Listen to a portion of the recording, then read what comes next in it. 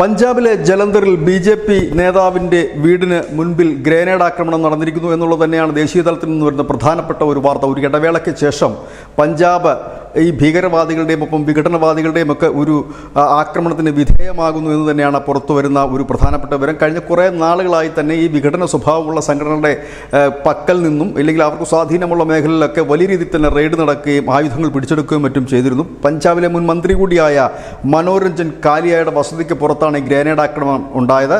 ഇതിൽ ആർക്കും പരിക്കേറ്റിട്ടില്ല. പക്ഷേ ഫോറൻസിക് വിദഗ്ധർ ഉൾപ്പെടെ എത്തി അന്വേഷണം ആരംഭിച്ചു കഴിഞ്ഞിരിക്കുന്നു. ഇതിൻ്റെ പിന്നിൽ ആരാണ് എന്നുള്ളത് ഇതുവരെ വ്യക്തമായിട്ടില്ല. ഒരു ബൈക്കിലെത്തിയ രണ്ടംഗ സംഘമാണ്.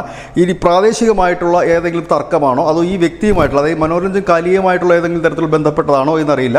പക്ഷേ വിഘടന സ്വഭാവത്തിലേക്കാണ് ഗ്രനേഡ് ആക്രമണം എന്ന് പറയുമ്പോഴേക്ക് വിരൽ ചൂണ്ടുന്നത്. News desk news India Malayalam.